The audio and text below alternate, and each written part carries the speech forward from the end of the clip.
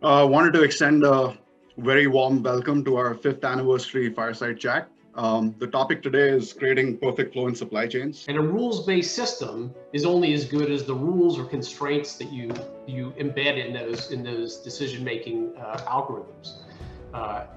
What we found was we needed to do something different. So we've been excited with the progress that we've seen and the benefits we've seen in improving service, even while we've been running with very limited inventory levels. So we've seen significantly higher service at low weeks of supply that we've never been able to achieve in the past.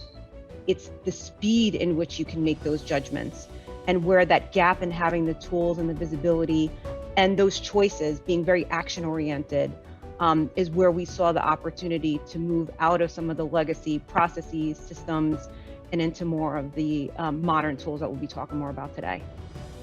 The main why is, I think Gary pointed out early on, prioritization, right? When we looked deep into our supply chain, so we were dealing with, anywhere between 500,000 to 1 million exception messages, right? Coming across the different regions, geographies, etc.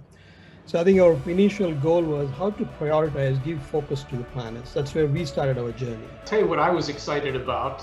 We went from a contract and engagement in late 2019, and normally when you do a SAP or Oracle implementation, it takes 18 months, right? That's typically the time it takes to execute the ability of doing something.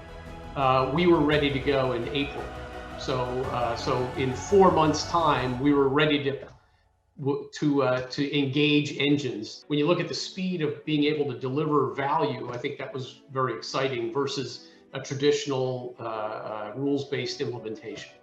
What it does to take our junior planners and turn them into advanced planners at a rapid rate, right? So it gives everyone the insight that a 20-year employee who's done this a long time has been able to achieve. That's really kind of exciting.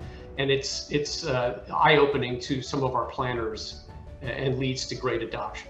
I think this idea that collaboration has heightened during the crisis, and sales and supply and technology have been all joined up, has really been an incredible opportunity that we're going to keep building on. From the point of view of the planner, working under these stressful conditions and, feeling all that pressure day in and day out, we want to get them into a state of flow, and we want them to feel supported. Supply chain has been a relatively dull space for decades.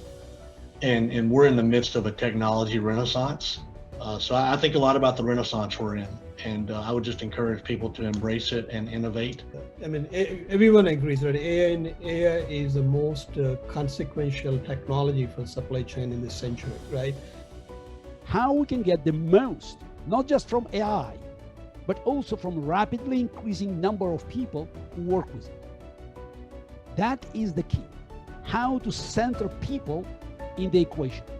Otherwise, we will fail at the one thing only humans can do, which is to set priorities, to know what matters most.